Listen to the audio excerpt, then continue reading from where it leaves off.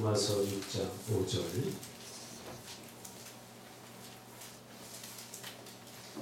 로마서 6장 5절 우리 다 같이 읽겠습니다. 로마서 6장 5절입니다. 다 같이 읽겠습니다. 시작. 만일 우리가 그의 죽으심과 같은 모양으로 연합한 자가 되었으면 또한 그의 부활과 같은 모양으로 연합한 자도 되리라. 고생들 하셨습니다. 일주일 동안 강행군을 했는데 그런 생각이 있었어요. 이번 특세가 고난주가 되면 모든 교회가 다 고난주 특세를 합니다. 고난주가 또 금식도 하고 또 미디어 금식도 하고 그럼 좀 거룩해진 것 같고 주님의 은혜를 조금 내가 갚은 것 같기도 하고 그런 마음이 듭니다. 그런데 끝나면 끝이구나 다 잊어버려요. 다시 옛날 삶으로 돌아갑니다.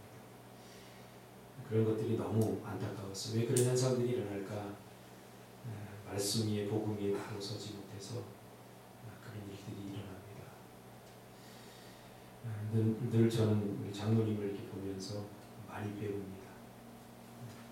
항상 변함이 없지 않습니다. 보면 항상 변함이 없어요. 왜 그러냐? 항상 말씀을 가까이 대하고 기도하고 그러니까 누가 뭐 이렇게 하라 저렇게 할 이유도 없습니다. 이렇게 변함없는 것이 하나님의 은혜 받은 자들의 모습입니다. 여러분들이 이제 여러분들이 이렇게 나이가 이제 30대가 되면 누가 이렇게 하라 저렇게 하라 싫어하지 않습니까? 알아서 해야죠. 알아서. 그리고 우리가 목사는 방향을 제시하는 사람이지. 그런 생각이 듭니다. 부활, 구원, 십자가 한마디로 말하면 뭐냐면 너희는 이미 새롭게 새로운 사람으로 살라는 거예요. 매일 변화되어서 살라는 그 말이에요. 변화가 안 되면 아무리 금식을 하고 아무리 새벽을 깨우고 나오고 아무리 그래도 아무 소용이 없어요. 잠시 우리가 자기의 수양을 하고 갈고 닦아서 뭐 변화된 것처럼 보이지만 그러나 뿌리가 변하지 않으면 열매를 아무리 그럴듯하게 만들어놔도 아무 소용이 없다는 거죠. 그래서 남은 이틀 동안 여러분의 변하지 않는 그 본질, 그 뿌리를 하나님 앞에 맡기고 기도하시기를 바랍니다. 그리고 또 하나는 우리는 신학이 있어야 됩니다. 신학.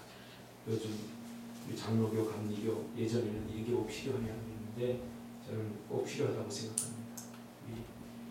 이단들이 막 득세하지 않습니까? 왜 그래요? 신학이 없기 때문에. 장로교 신학인데 말씀 중심. 그래서 항상 말씀을 여러분 가까이 하시길 바랍니다. 장로님 기도 이렇게 들으시면 말씀을 읽으면 알 거예요. 다 말씀에서 나온 거예요. 다 말씀에서 나와서 우리의 언어로다가 이렇게 기도하는 걸 보면 은혜를 많이 받습니다. 이번 특세를 통해서 여러분의 뿌리가 변하는 놀라운 은혜의 시간이 되기를 주님의 이름으로 축복합니다. 십자가에서 이루신 구원 6번째입니다. 구원의 종말론적 구조를 우리가 알 필요가 있습니다. 이미 그러나 아직 already와 at and not yet. 이미 구원은 일어났습니다. 그러나 아직 완성된 것은 아닙니다. 구원에는 3가지 시대가 있습니다.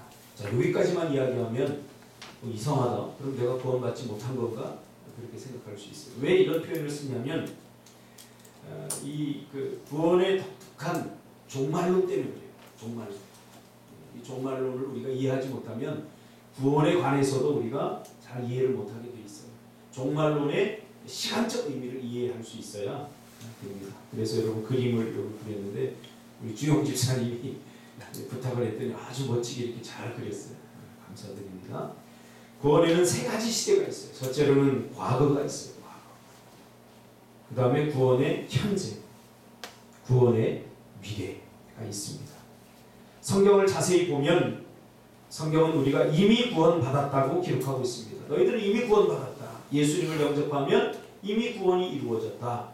로마서 5장 1절과 8장 1절에 그렇게 이야기하고 있습니다. 그와 동시에 예수 그리스도께서 다시 오실 때 우리가 구원 받을 것이라고 미래형으로 기록된 것도 있습니다.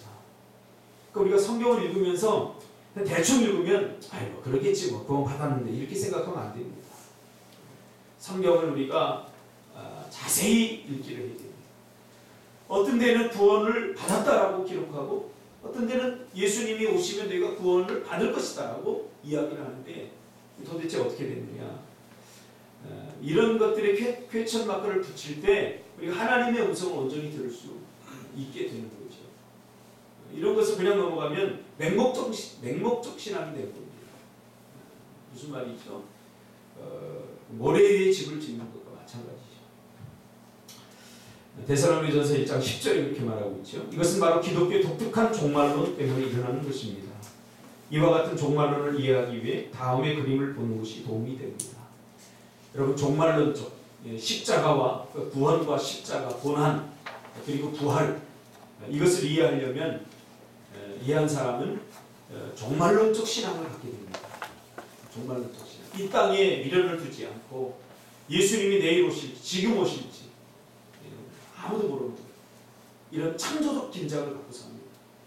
세상 사람들처럼 뭐 한참 살다가 내가 뭐 나이 들면 죽겠지 이런 썩어빠진 생각 가지고 살지 않는다는 거죠. 그리스도인이 이 종말론적인 신앙 이것은 주님이 내일 올지 아니면 지금 이 시간에 올지 모르는 그런 창조적 긴장감이 있어요. 그렇죠? 그런 사람에게는 이 세상의 미련을 갖지 않게 되는 거죠. 자, 그래서 이 종말론적 독특한 종말론적인 우리 시간을 이해해야 되는데요. 자, 이렇게 내가 그림을 크게 복사했는데 여러분 한번 보세요. 여기 이렇게 일자로 이렇게 그어졌죠.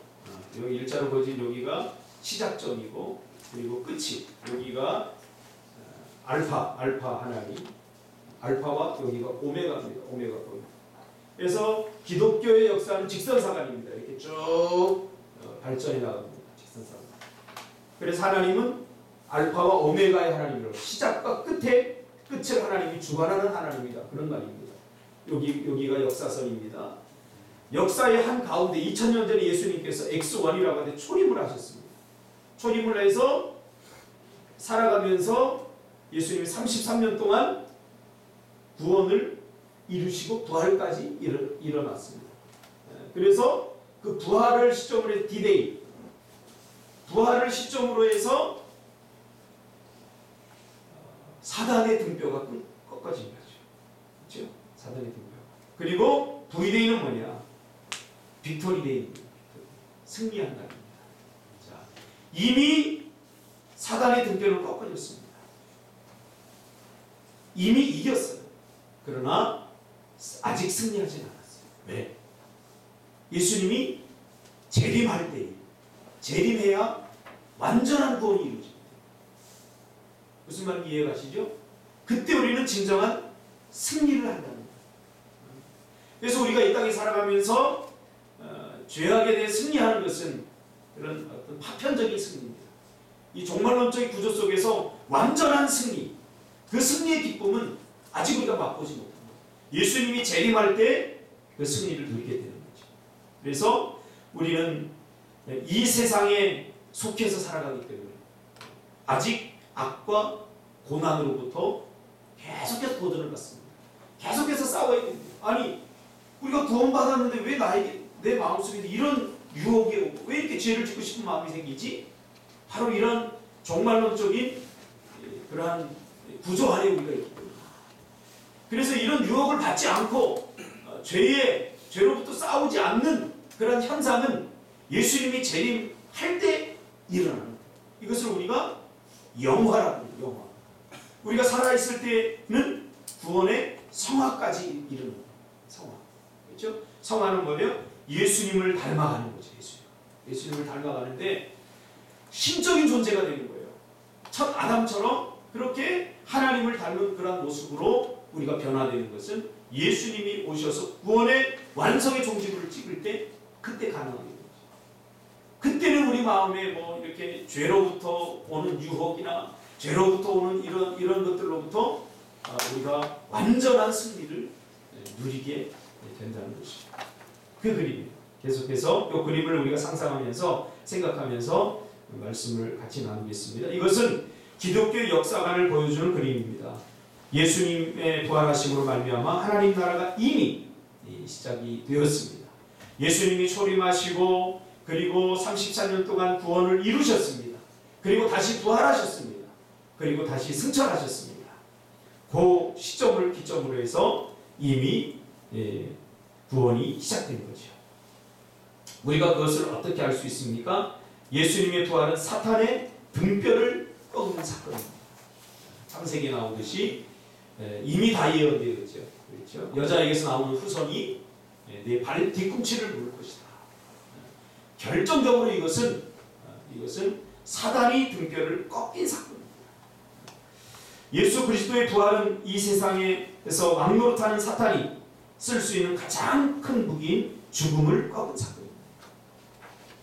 사단이 직접 우리의 생명을 좌지우지할 수는 없습니다. 생명은 하나님께 속한 거기 때문에. 그러면 이 말은 뭐죠? 사단이 죄로 말미암아 우리가 죄 지으면 우리가 죽잖아요. 그러니까 죄를 짓도록 유혹함으로 우리를 어떻게 해요? 계속 이 죽음으로 몰아가는 거죠. 그러니까 얼마나 야비한 놈이에요, 사탄이. 사탄은 절대로 정면으로 나서지 않습니다. 계속해서 죄를 짓도록 충동질하고 죄를 짓게 만들어서 죽음에 이르게 하는 거예요. 사단이 아담과 하와를 유혹할 때 어떻게 했습니까? 직접 나섰습니까? 아니에요. 계속해서 교묘하게 속였어요. 어떻게 속였어요? 의심하게 만들었어요. 의심하게. 하나님을 의심하게 만들고 자존심 상하게 만들고 이렇게 해서 결국은 충동질에서 죄를 짓게 만드는 거죠. 그래서 죽게 만드는 거예요. 바로 이 이야기를 말하는 거죠. 오늘날도 사단은 우리에게 이와 같이 똑같은 유혹을 합니다. 그래서 사단의 가장 큰 무기는 죽음입니다. 죽음. 근데 그 죽음을 꺾은 사건이에요. 십자가 사건. 예수님이 사탄을 이기셨습니다. 승리하였습니다. 사단은 더 이상 예수님을 이길 수 없습니다. 그렇다고 사단의 힘이 다 빠진 것은 아닙니다. 사단이 등뼈가 꺾였지 완전히 죽은 것은 아닙니다. 등뼈가 부러진 사단은 아직 사지의 힘이 많이 남아서 남은 힘으로 최후의 발악을 하고 있습니다. 그래서 예수 믿는 자를 걸고 넘어뜨립니다. 바로 이 때문에 지금까지 악과 고난이 존재하는 것입니다. 이미 구원받았지만 우리가 이러한 진행 중에 있기 때문에 악과 고난이 득세하는 세상에 우리가 살게 됩니다.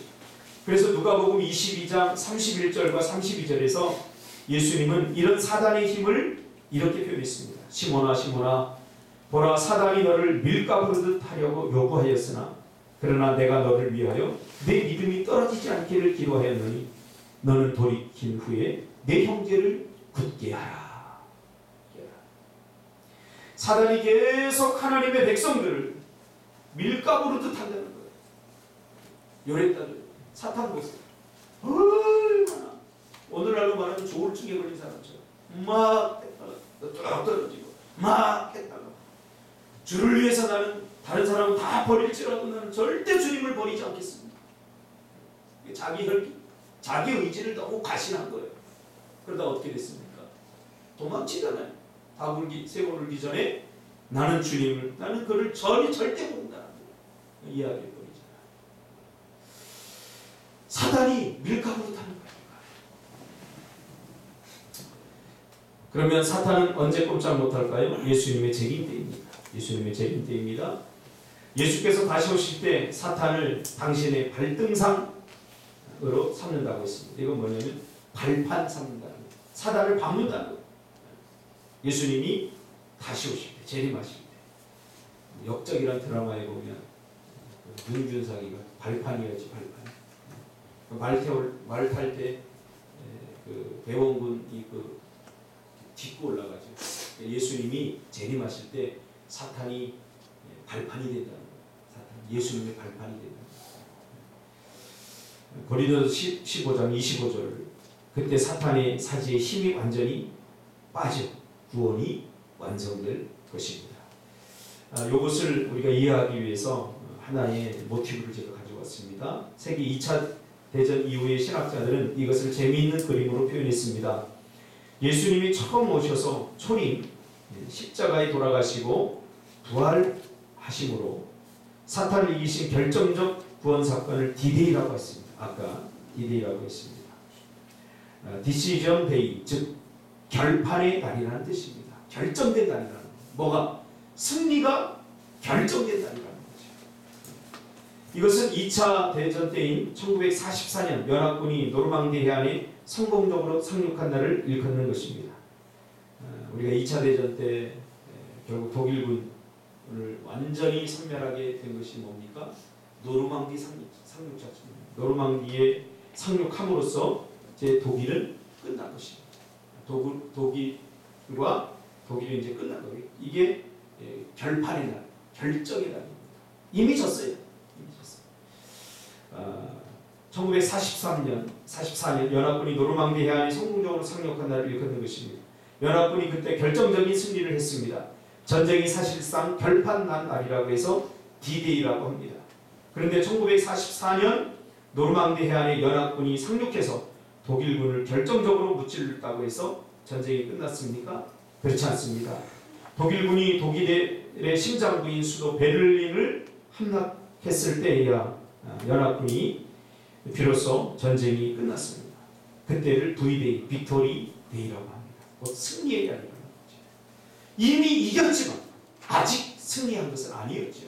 노르망디에 상륙해서. 노르망디에 상륙함으로 인해서 이제 전쟁은 다 끝났어요. 그러나 아직 승리한 것은 아닙니다.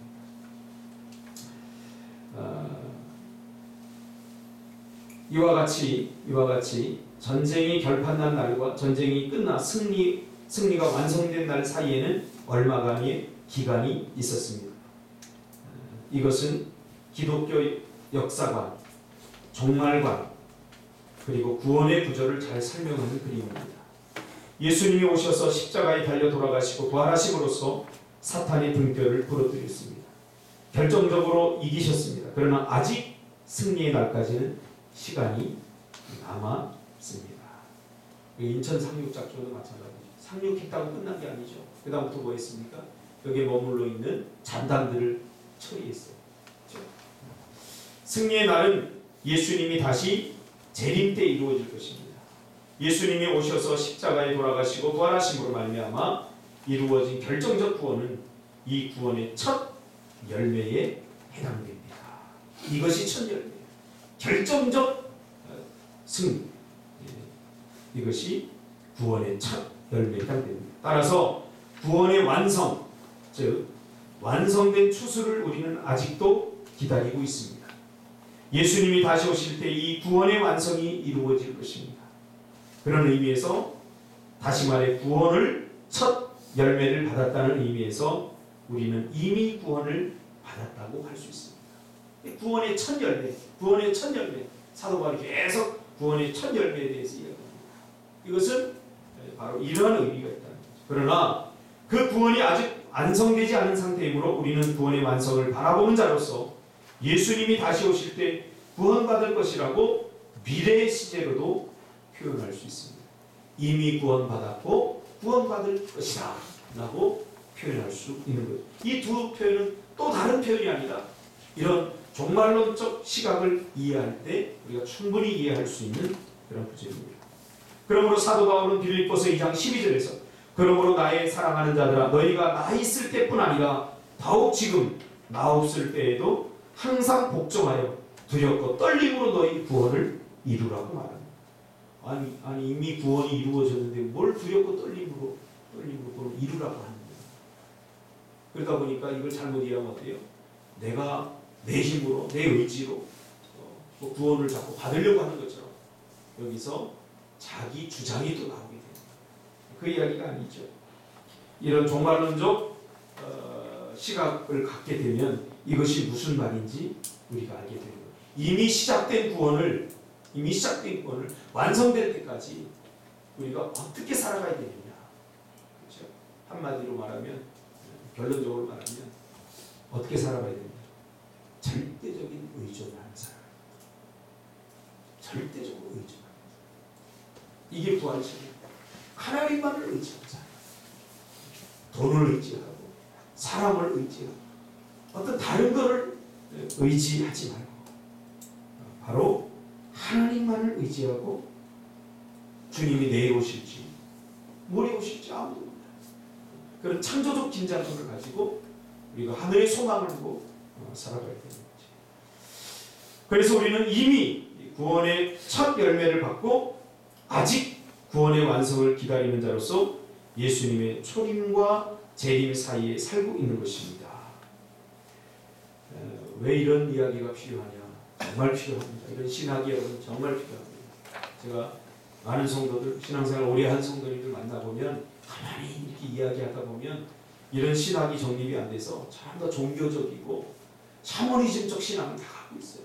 예수 믿고 기도하고 기도의 내용만 들어봐도 다 건강하고 잘 되고 다 이런 기도예요. 이런 종말론적 신앙이 없으니까. 그러니까 조금 문제가 오고 힘들면 하나님에 대해서 원망하고 불평하거나 이거를 해결을 잘 못해요.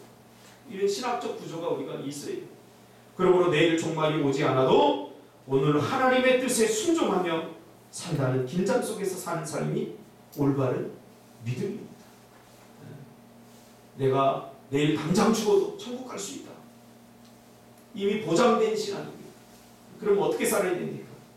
하나님의 뜻에 순종하며 마치 주님이 오시지 않을 것처럼 놀자 즐기자 하면서 하는 것은 이건 종말론적 신앙도 아니고 이거 부활 신앙도 아니고 십자가를 잘못 이해하는 거예요. 십자가를 온전히 이해한 사람은 이런 창조적 긴장감 속에서 그래서 사도 바울이 뭐라고 그랬어요? 나는 지금 죽어도 좋다. 난 지금 살아도 좋다. 죽고 싶은 마음, 살고 싶은 마음이 똑같아. 왜? 살아있으면 하나님의 일을 더 많이 해서 좋은 거고 죽으면 천국 가니까 더 좋은 거고 이런 두 가지 욕망이 똑같이 이 안에 존재한다 라고 말하고 있는 거지. 이것이 이 구원에 관해서 온전히 이해한 사도 바울에게서 나온 그런 고백 아닙니까? 종말론적으로 말하면 우리는 이 세상에서 악과 고난 가운데 살고 있습니다. 엊그제 집사람하고 이렇게 이야기하는데 집사람이 그런 얘기를 해요. 아이고 우리 어머니도 저희 어머니를 말하는 거예요. 저희 집사람이 저희 어머니를 되게 사랑하고 좋아했고 저희 어머니도 집사람을 되게 사랑하고 좋아했어요. 좀 묵뚝뚝해요. 저희 어머니가 묵뚝뚝하고 사랑한다는 말 한 번도 한 적이 없는데 늘 가슴으로 느껴졌고 아이고 우리 어머니 조금만 더 사셨으면 맛있는 것도 먹으면서 이렇게 우리가 대접도 하고 할 텐데 그런 얘기를 하더라고요. 제가 그랬어요. 더 좋은 데 가는데 더 좋은 데. 사실 저희 어머니 아프실 때 솔직한 심적으로 빨리 하나님 나라에 갔으면 좋겠다 그런 생각을 제가 했거든요. 제가 뭐 효도하고 싶지 않아서 그런 얘기를 하는 게 아닙니다. 너에게는 천국에 대한 소망이 있거든. 지금도 이 소망은 마찬가지입니다. 그러나 내가 이 땅에 그렇다고 내가 천국 가고 싶어서 내 스스로 목숨을 끊을 수는 없잖아요.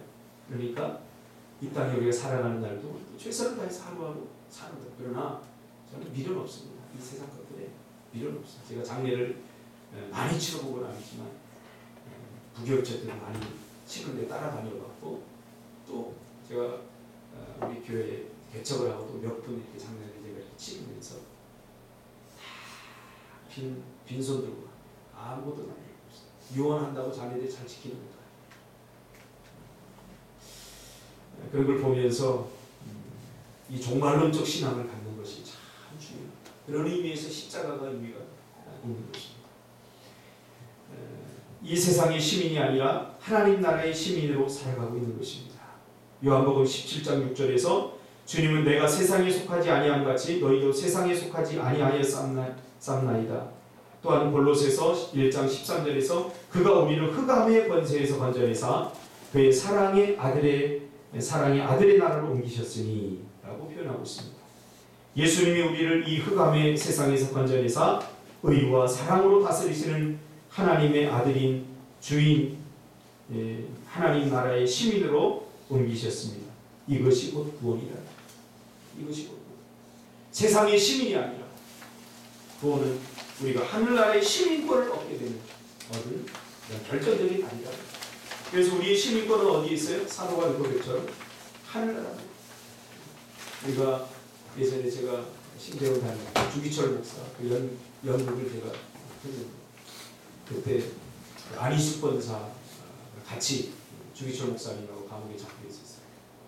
그 장면이 아직도 생생하게 떠올라요.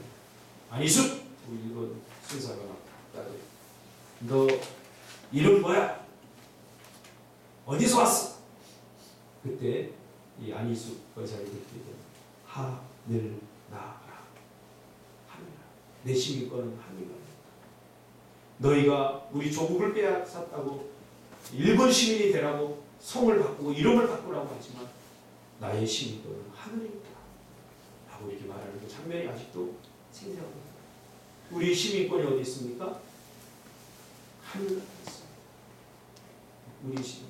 이 세상의 시민이 여러분 아니라는 거죠.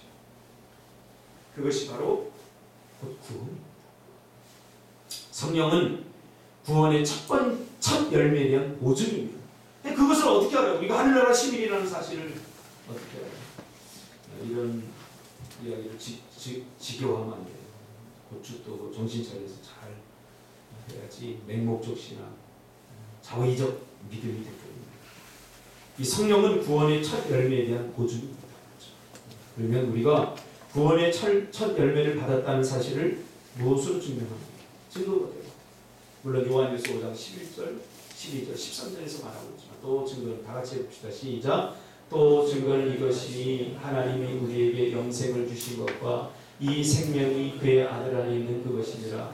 아들이 있는 자에게는 생명이 있고 하나님의 아들이 없는 자에게는 생명이 없느니라. 할렐루야. 네. 그러면 이것을 어떻게 하냐 그 말이죠. 누가 증명하냐고요? 성령입니다. 누가 증명합니까? 성령입니다. 고린도전서 12장 3절에 그러므로 내가 너희에게 알리노니 하나님의 영으로 말하는 자는 누구든지 예수를 저주할 자라 하지 아니하고 또 성령으로 아니하고는 누구든지 예수를 주시라 할 수 없느니라. 할렐루야. 여러분이 예수님을 다 이런 배경 속에서 예수님이 구원자라는 것을 다 인식하고 머리로서만 아니라 온 인격적으로 하나님 보내신 구원자 예수를 믿음으로 수납했습니다. 받아들였습니다. 그래서 예수님은 내 인생의 주인입니다. 라고 고백했습니다. 내 의지로 한 것 아니라는 것, 내가 이해돼서 한 것 아니라는 것.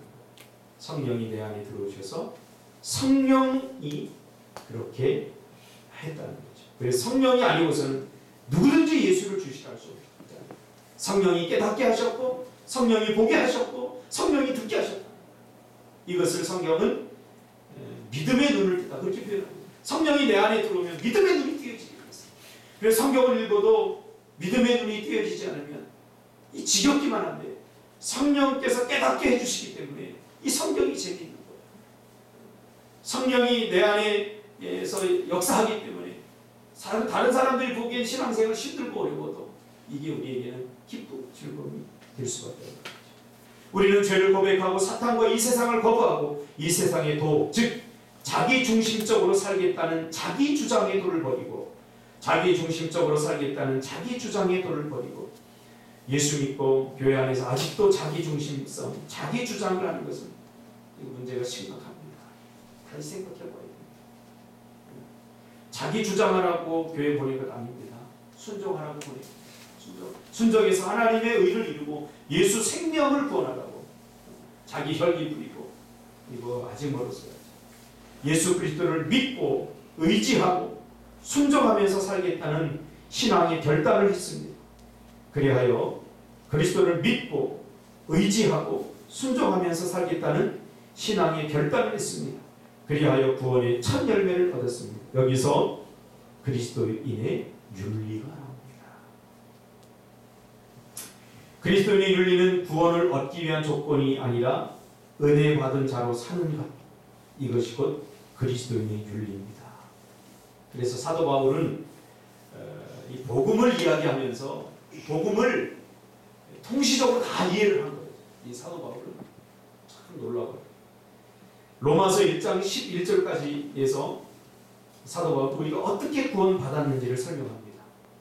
그래서 로마서 1장부터 11장까지는 우리가 어떻게 구원받았는가 그 과정에 대해서 아주 자세하게 설명하고, 그 다음에 12장부터 나머지까지는 그리스도의 윤리, 뭐죠?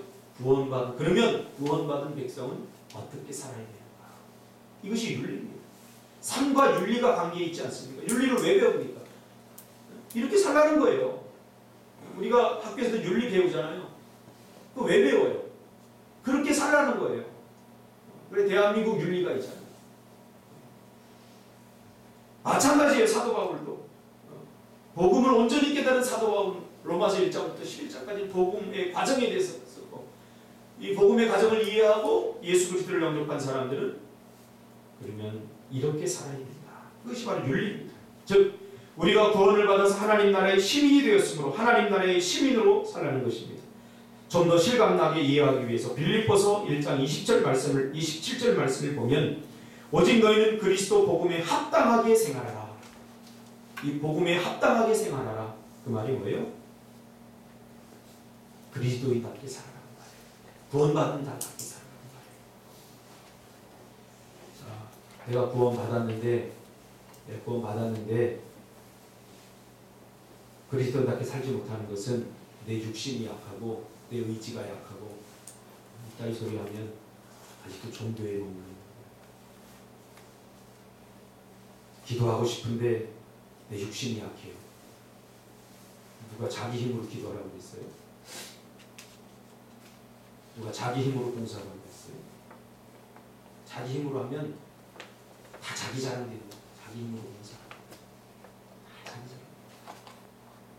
며칠 전에 헬스에 가가지고 이렇게 그 찜질방에 이렇게 앉아있는데, 그 앞에 교회 감리교회 하나님, 그 교회 원사님, 집사님 이렇게 앉아서 막 이야기하는 거예요. 다 자기 자랑.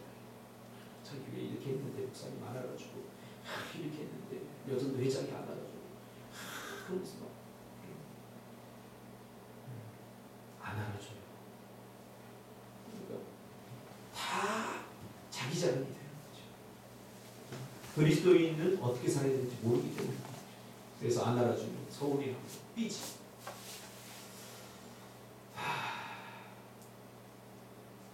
좀 더 실감나게 표현하면 복음에 합당한 생각하라. 여기서 살라는 번역하기, 이 살라라고 하는 말을 번역하기 매우 힘듭니다. 복음에 합당하게 살라라고 했을 때 이 살라는 원어 그대로 해석을 하면 합당하게 살라라고 하는 말은 정치해 나가라, 또는 복음에 합당한 시민들의 생활을 하라라는 뜻입니다. 이 말씀은 우리에게 바울이 교회를 이 세상에 둘러싸여 있는 하나님 나라의 식민지로 묘사하고 있다는 것을 생각나게 합니다. 이 땅은 하나님 나라의 식민지라는 거죠. 그렇게 사도 바울은 인식을 했죠. 지금 사도 바울은 역사적으로 사도 바울의 그 현재는 식민지 생활을 하고 있는 거죠. 그렇죠? 로마의 압제에 의해서 식민지 생활을 하고 있죠. 그래서 이 세상의 삶은 하나님 나라의 식민지다, 이렇게 이해하고 있었던 것 같습니다. 그럼에도 불구하고 너희들은 복음에 합당하게 하늘나라의 시민답게 살아라. 비록 이 땅에서 살고 있지만 그렇게 말하고 있습니다. 믿음은 하나님의 자원으로 살아가는 삶의 실제예요. 바로 여기에 한국교회 그리스도인의 문제가 있습니다. 믿음의 윤리를 내포하지 않는 이것이 한국교회의 문제가 아니라 합니다. 믿음은 있다고 하나 윤리가 없습니다. 여기서 말하는 윤리는 뭐죠? 세상 사람들이 말하는 그런 윤리가 아닙니다. 기독교적 윤리입니다. 기독교적 윤리. 제가 학교 다니면서 기독교 윤리에 대해서 한 4학기 정도 들었어요. 4학기 정도 이렇게 성경을 보면서 배웠고, 내리는 결론이 뭐냐? 기독교 윤리를 한마디로 말하면 하나님을 의지하고 하나님의 말씀에 순종하는 것이 기독교 윤리입니다. 윤리 왜 배운다고 그랬죠? 그대로 살라고 배우는 거예요. 그러니까 하나님의 말씀대로 사는 것, 그것이 기독교인의 윤리입니다. 그런데 믿음은 있다고 하는데 하나님의 말씀대로 살지 않아. 왜 그러냐? 왜 하나님 말씀대로 못 살아? 인간은 약하기 때문에 그래요. 어떻게 하나님 말씀대로 다 사나요? 못 살지.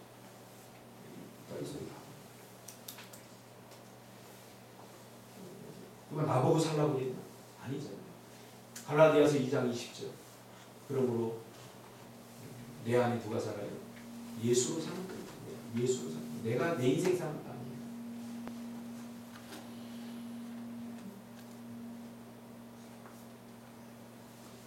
윤리를 내포하지 않는 믿음은 헛것입니다.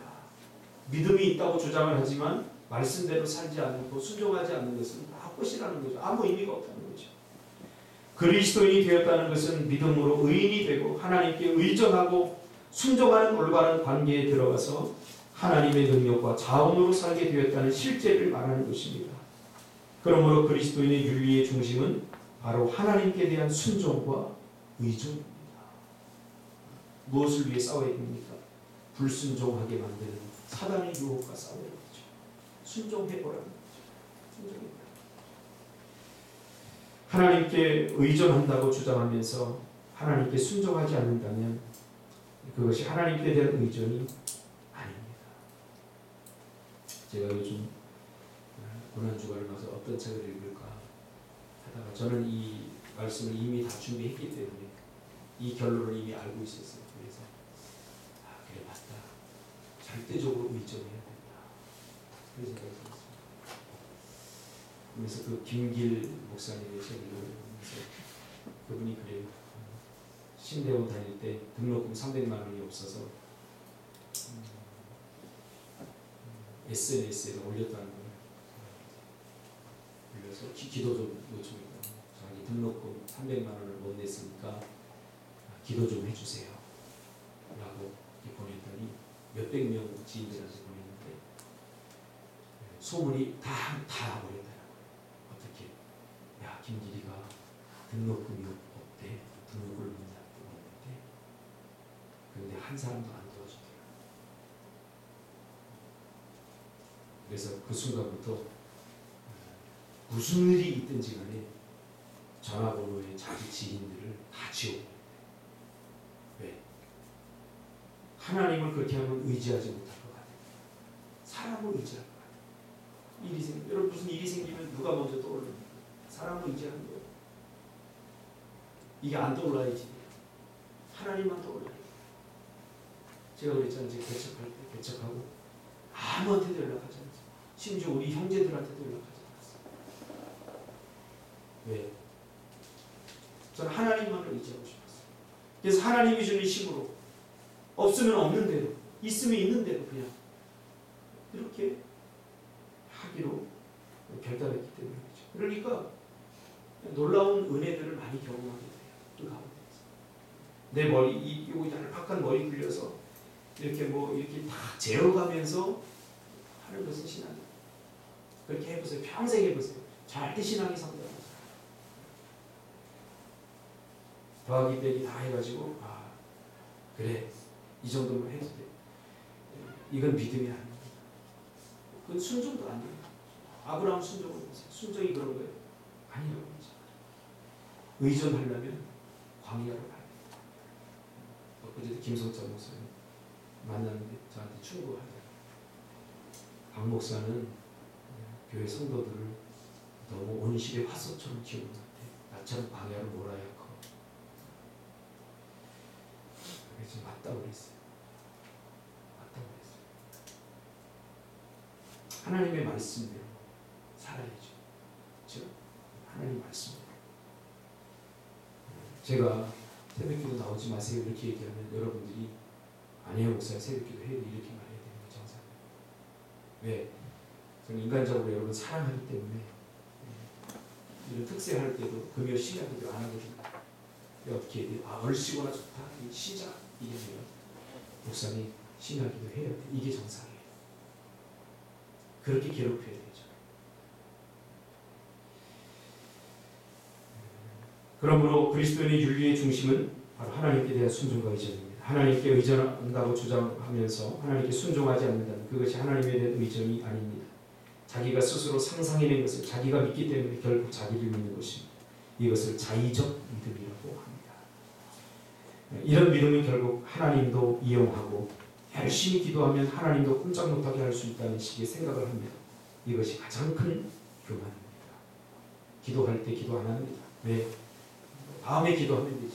얼마든지 그게 하나님 자리에 선 거예요. 얼마든지 나는 마음만 먹으면 할 수 있어요. 그렇죠? 얼마든지 그러니까 자기가 중심이 딱 돼 있는 거죠. 자기가 중심인데 어떻게 하나님 말씀을 순종하겠어요? 하나님이 순종은 잠깐만요. 지금 아니래니까요. 이러고 있잖아요. 아직은 아니래니까 하나님 좀 기다려요. 좀 더 즐기고 좀 더 놀고 이러고 있는데 어떻게 하나님의 말씀에 순종하느냐고. 이것이 가장 큰 교만입니다. 하나님과 가장 크게 분리된 상태입니다. 하나님과 그만큼 멀어져 있기 때문에 탕자의 비유에서 그렇잖아요. 하나님 그것을 억지로 로봇처럼 우리 만들지 않았기 때문에 그럼 안 돼! 이렇게 하잖아요. 탕자가 분기추 세우니까 아버지가 어떻게 다 주잖아요. 하나님 다 줘. 하나님께 대한 의존은 순종으로 표현됩니다.